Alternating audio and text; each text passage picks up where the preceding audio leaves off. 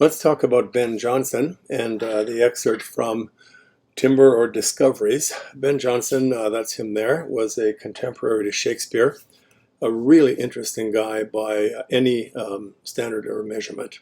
He was a playwright. He competed with Shakespeare. He was in a different theater group from Shakespeare. And depending on who you talk to or read, he and Shakespeare were bitter rivals during their lifetimes. Jonson wrote an awful lot of plays as well. He wrote, he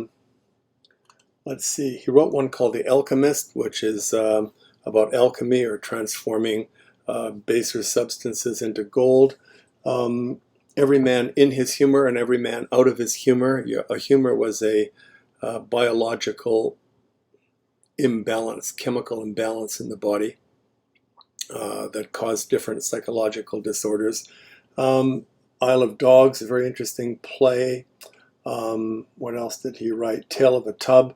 Most interestingly, he wrote a play called Volpone, or the Fox, which is about a rich man who pretends he's dying in order to see which one of his benefactors and friends really likes him for who he is. So, yeah, Jonson, Shakespeare's buddy, they apparently used to drink beer together and hang out, and yet they were competitors.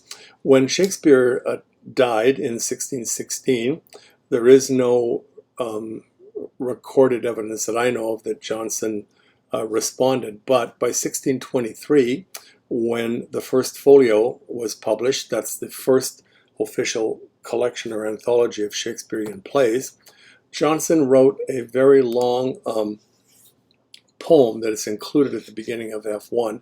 And it says here, "To the memory of my beloved, the author, Mr. William Shakespeare." Jonson is famous mostly for this particular moment in the dedication to Shakespeare, where he says, "Thou," meaning Shakespeare, "art a monument without a tomb, and art alive still while thy book doth live, and we have wits to read and praise to give." So the tomb of Shakespeare's mind is his plays.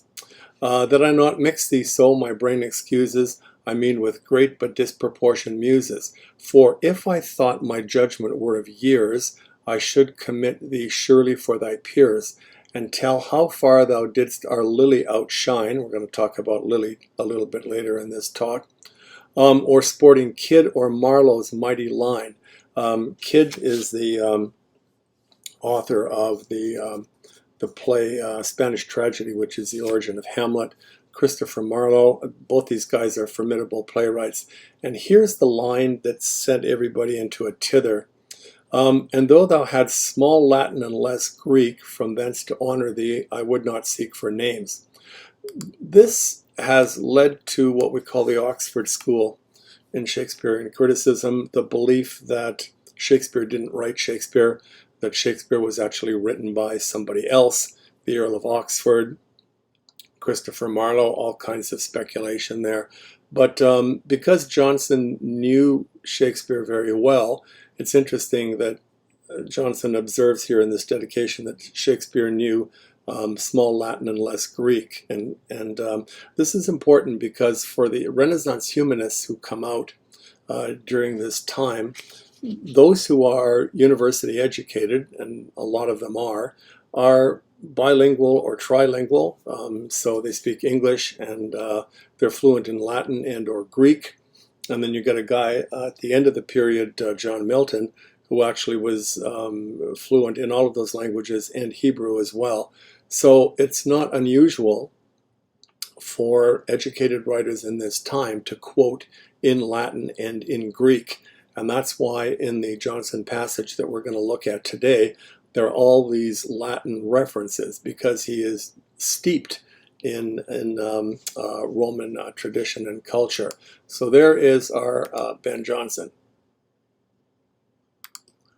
We'll just minimize this. Now, let's take a look at this text.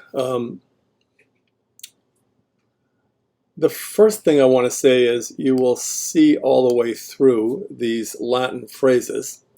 When you read this or any text, and this is my one fundamental point I want to make clear to you guys, and I'll keep harping on it over and over again. You cannot read literature the way you read a laundry list. You can't make one pass at it and expect to understand it, or feel disappointed in yourself because you don't understand it after one pass, or complain that the author is too difficult and obscure. It requires diligence and work, and so you really have to roll your sleeves up and get into these texts in a very granular and detailed way. And to that end, I'm just going to show you something here. This is just one of the printouts I did when I was working on Jonson's discoveries, and it is covered with all kinds of different comments. And this is the kind of granularity or specificity that you need. He starts his discussion by saying, "Language most shows a man, speak that I may see thee." This is an extraordinary paradox. The literary device being used here, first off, is a paradox, because when we speak, we do not see with our ears and we do not hear with our eyes. And it is a metaphor also. It's an implied comparison between language and man. Now, Jonson is involved in a rather large debate in the Renaissance about language and the use of language. And the fact that he sets up his argument in a relationship between a human being, a man, and language is not only a metaphor, but it's a continued metaphor that runs through the whole piece, and therefore we call it a conceit. So a conceit is a metaphor, an implied comparison between two things. The difference between a conceit and a metaphor is that a metaphor will last one or two lines, but a conceit will run across a whole paragraph or a whole chapter or across a whole text. And so we have this very cryptic, difficult opening line: "Language most shows a man, speak that I may see thee." When you talk, you will tell me who you are morally, who you are religiously, who you are psychologically, and that our language is deeply and personally connected to our own individual human psyche. And I've got notes, so that's what that conceit or trope is here. I've marked things like, you will see in Jonson, he uses a lot of doublets. For example, high and great is a ranged doublet. I've got that marked here. Some men are tall and big. That's another ranged doublet. Look at this one, little and dwarfs. Language is plain and pleasing. Those are all word parallels. They are, in this case, ranged doublets. Then I've got this instance of seriation here. If you look up seriation, it means stringing together of three or more things. Plain language is pleasing is one. Even without stopping is two. Round without swelling is three. All well turned, composed, elegant, and accurate. That's a third one connected to the first two, but also within this third one or fourth one, composed, elegant, and accurate is seriation inside seriation. All of this is generically known as amplification, piling things up, heaping up examples. And that's what he does throughout this piece. There are parallelisms here. For example, this vicious language is vast and gaping, swelling and irregular. So vast and gaping is a ranged doublet. Swelling and irregular is a ranged doublet. And so he's got two doublets arranged in parallel. That's why I have parallelisms. So this is how Jonson sort of sets himself up. And in this trope or conceit, he says, "Language most shows a man, speak that I may see thee. It springs out of the most retired and inmost parts of us." That is to say, deep in our psyche. And here again is a doublet, retired and inmost parts, and is the image of the parent of it. So our soul is the parent. The language that we speak or write is the child. And he's here saying the mind is the parent, right, or the psyche or the soul. No glass, and here's a case where you have to use the OED to look up this word. You might not think that it needs to be looked up, but it does, because glass here means mirror. So he's saying, no mirror renders a man's form or likeness so true as his speech. Another metaphor. Language is like a mirror. It reflects back the reality of who the person is.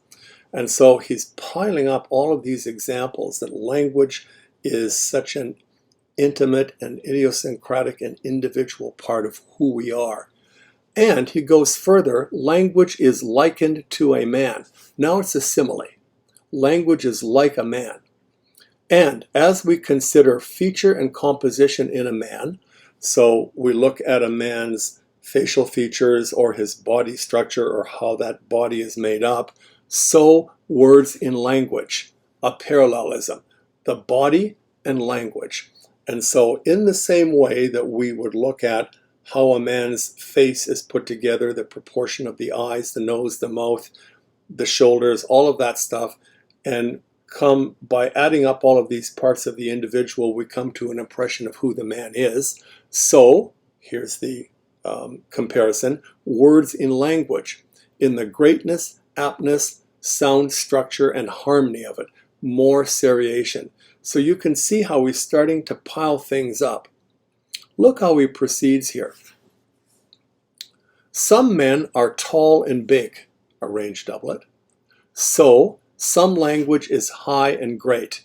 I want you to see that there's parallelisms within parallelisms. At the word level, range doublets, tall and big, high and great. At the sentence level, two comparisons, tall and big on the one hand and high and great on the other. So he's got parallel words inside parallel syntactic structures. This is a remarkably complex organization of words, incredibly sophisticated. And yet, when I show you the readability statistics, it's very simple language, but the concepts are extraordinarily difficult to grasp in any extended way. He says, then the words are chosen, their sound ample, the composition full, the absolution plenteous, and poured out, all grave, sinewy, and strong. Amplification, and here's more seriation, grave, sinewy, and strong. Now, one of the problems with Jonson is he uses metaphor to describe language.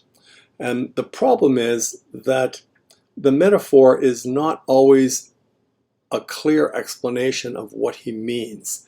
It's an indirect comparison. He says here, for example, some, now is he talking about some words or some men, are little and dwarfs, so of speech it is humble and low.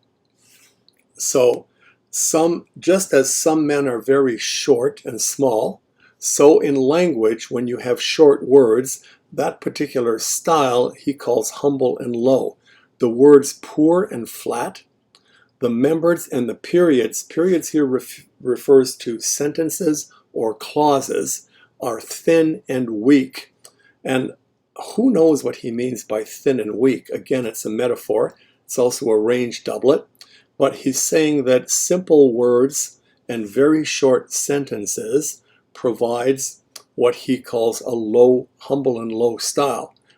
In terms of readability, this is what we would call a lower grade level, because remember when I talked about readability, I said that there's two parameters that all this software uses to measure readability. One, the number of syllables per word, and two, the number of words per sentence. And so Jonson has actually tapped into this notion of simplicity of language has to do with short, simple words and short periods, thin phrases, clauses, sentences, without knitting or number. Knitting mean joining them together like parataxis.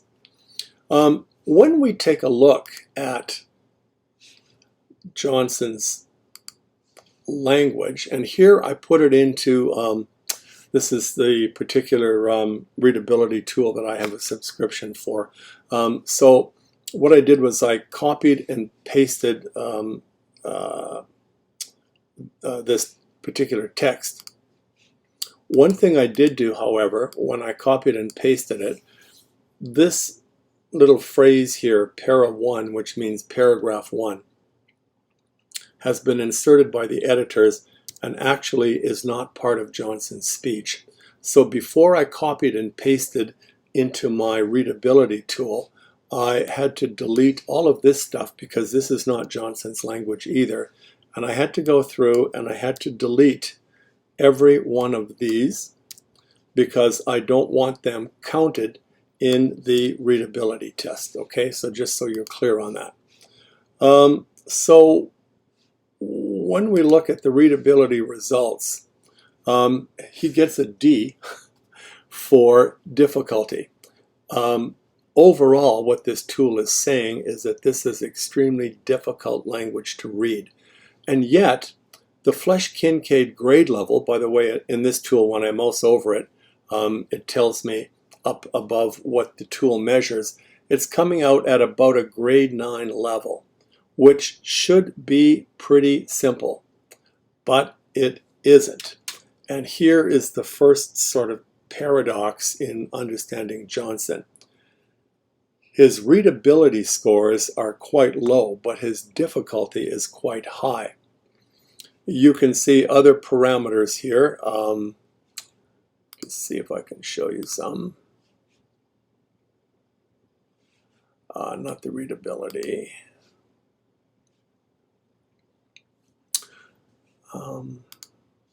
Here we are. On average, 1.4 syllables per word. On average, look at this, 26.8, 27 words per sentence. So my notation here says highly readable content averages 14 words per sentence. Jonson is almost double that.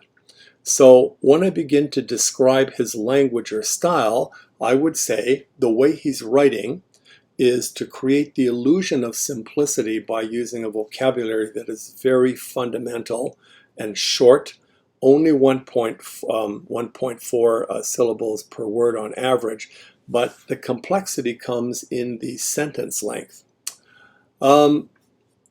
There are other, again, depending on the tool that you use, that are going to give you different parameters. I don't want you to get too bogged down in the minutia. Some of the tools that you use that are free may not do all of these calculations for you. However, I found a tool here called calculator.net, which for those of us who are mathematically challenged, will calculate percentages for you. And if you recall, one of the things that I said you should think about doing when you're analyzing your passage is to isolate every sentence in the passage and to actually do a count and figure out how many sentences in this passage are paratactic and how many sentences are hypotactic and how many are balanced in the middle where you're not quite sure whether it's one or the other. If you can do those calculations, this tool will help you. So just let me give you, if I can, an example. We're told in my tool that he's got 1,096 unique words out of a total of, how many words? 3,239. So what I want to figure out is 1096 is what percent of the total word count, which is 3,239. So I want to know what percentage of his language is unique words. So I can go here and I can say, I'll use this one, 1096 is what percent of, we said 3,239, that's the total number of words.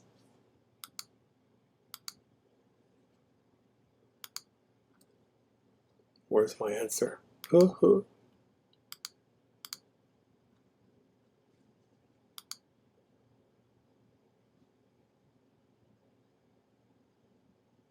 here.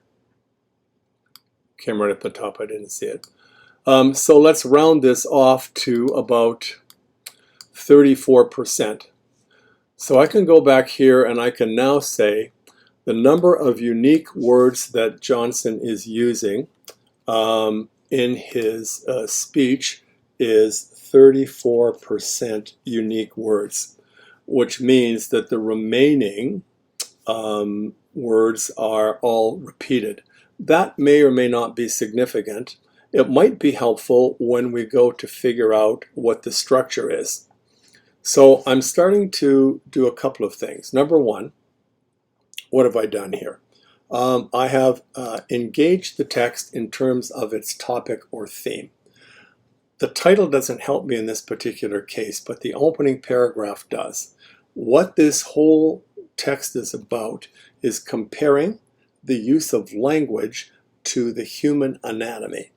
And he wants to say that language is the mirror to our minds and our soul. And he wants to say, secondly, this is his argument, or what the text is trying to persuade us of, is that you can construct metaphors between what we say about the human body and what we say about language. That is to say, just as we talk about men as being tall and big, so we can talk about language as being high and great. And so metaphorically, what Jonson wants to do is link language to the human body. Not surprisingly, because he is a humanist, and this is what humanists do. They measure everything in terms of the human being. So that is going to help us with that. Now, the next thing I did was, and don't forget, when I went to my Jonson, here I took out all of the paragraph things, and I took out the title, and I copied it and I pasted into Tag Crowd. So let's do that. Sorry, I did it right here. There. It's interesting that when I look now at this digital tool to see if my topic and theme are confirmed, it's pretty close. Look at this. Writing, words, style, man, matter, and things are all the top ideas. And so in terms of the topic or the main ideas, I was right in saying that this is really about the relationship between words and writing and man. That is the connection. He's also talking about style. Not sure how things are related. And also, it looks like here, and I'm going to go back and read the text again because this has alerted me to something, that maybe somewhere in this text he's talking about what the best kind of language might be. So let's continue with our analysis of Jonson. So I've left my own copy now, and I'm back into this original text. Just as there is a tall and big man, so there is high and great language. That's number one.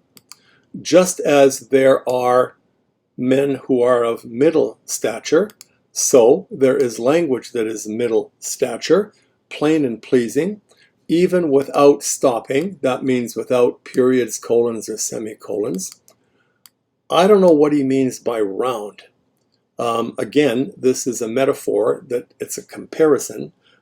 He's telling us that language is round, and this is another reason why this text is so difficult. The readability suggests that it's at a grade 8 or 9 level, but what the hell he means by round here is so puzzling. I can't decode this. Swelling here probably means amplification, seriation, parallelism, and so on. So he might mean fleshed out without too much amplification. That's my guess, but the text is not clear. All well-turned, composed, elegant, and accurate. More seriation, which is a form of amplification. 1 is well-turned, 2 is composed, 3 is elegant, 4 is accurate. Going down here, and by the way, if you don't know what the Latin is, you can copy and paste this into Google and get a translation. He's talking now about a kind of language that is damaging. He says this vicious language is vast and gaping. That's a range doublet. Swelling and irregular is a second range doublet, so he's got two range doublets in parallel. When it contends to be high, full of rock, mounted, and pointedness. As it affects to be low, it is abject and creeps full of bogs and holes. So he's talking about a language of pretentiousness, where you are trying to inflate the language into something that is larger, like a mountain, but in actual fact, it creeps along. What creeps along in bogs, snakes, frogs, reptiles, lower order things. And according to their subject, these styles vary and lose their names. And so what he's asking for here is what he calls a mean and plain subject. That is a kind of ideal. I'm just going to drop down a little bit here. He's got what's called, I'm just going to insert this word here, he's creating what's called a taxonomy. It's a very important word, not only to learn it because Jonson is doing it, but to learn it because when you write your essays, you need to be creating taxonomies all the time. A taxonomy is an overview or a map of different ideas that are linked together. So my biology is very bad, but let's see if I can find it quickly.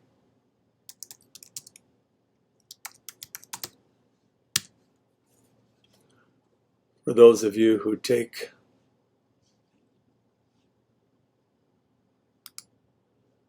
biology, you'll be familiar with this. So in biology, we have these taxonomic categories. So every animal is a member of different categories. Kingdom, Kingdom, phylum, class, order, family, genus, species. And this is the taxonomy right here. So primate is an order, a class is mammalia. Every class belongs to a phylum, every phylum belongs to a kingdom, and every kingdom belongs to a domain. You map out the sort of relationship of ideas. And this is what Jonson is doing as he maps out the different kinds of languages. He talks here about what he calls a fleshy style, where there's so much periphrasis, which is circumlocution, talking around things. It grows fat and corpulent. A great metaphor again, but saying if you have too many seriations and too many parallelisms, the language becomes inflated and overweight. Well, the $10,000 question is, does this apply to his language here? Because he is writing in a style that is filled with parallelisms and seriations and so on. But look how he extends this metaphor, full of suet and tallow. If you don't know what those words are, you've got to look them up in the OED. It has the blood and juice. When the words are proper and apt, they're sound and sweet, the phrase is neat and picked. So there's a good side and a bad side. But when there is redundancy, both the blood and juice, that's redundancy right there, are faulty and vicious. Well, he's got, again, his habit is to write range doublets in parallel. He's doing the very thing that he says creates what calls a fat and corpulent style. Is he doing this deliberately to undermine? Is this a subtext? Is this a moment of deconstruction where the text is actually playfully saying, this is an inflated style, but he's actually mimicking the inflated style in his language? Or is this unconscious and is the text actually deconstructing itself? Very interesting problems here. What else do I want to show you in this passage?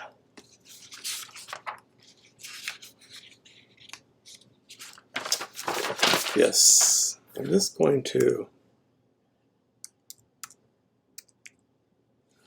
look at this.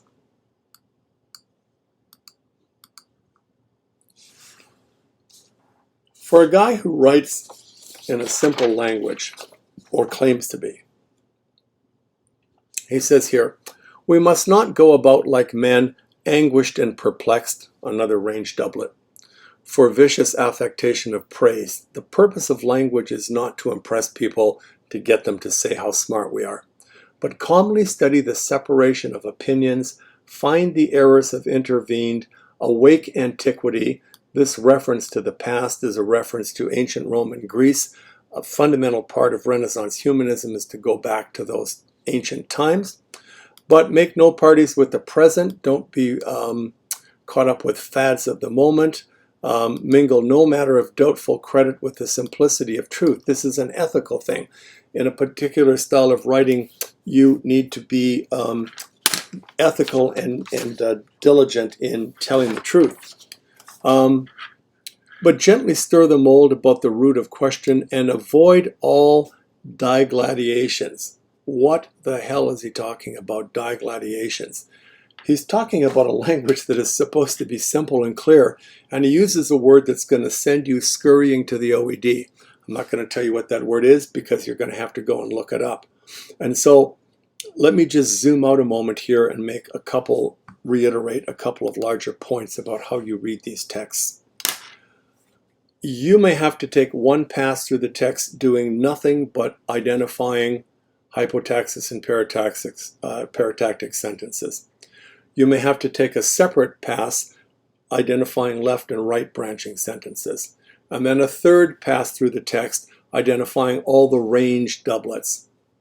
And another pass, all the parallelisms.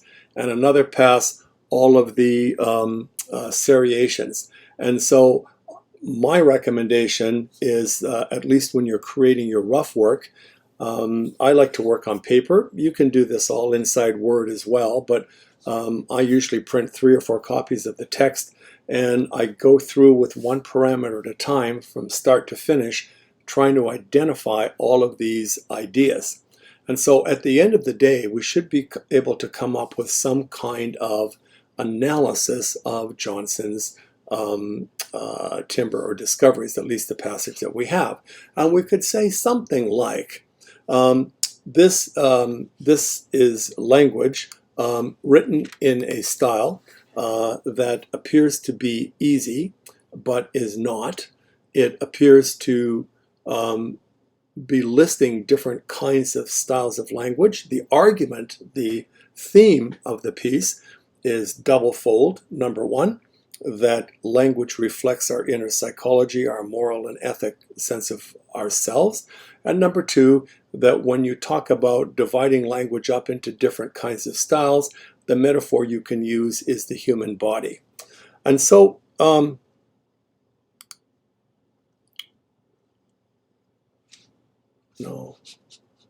I'm going to save this. Can't find it right now. So when I talk about Sydney, I'm going to show you a comparison of parameters, and we'll be able to take a look at how these two men are different. But I want you to understand that Jonson is coming from a place where his language purports to be simple and clear and plain and basic and fundamental, but his sentences are so long. He's got this really long sentence here of 26.8 words per sentence, and that the complexity and simplicity really describes the nature of his style of writing.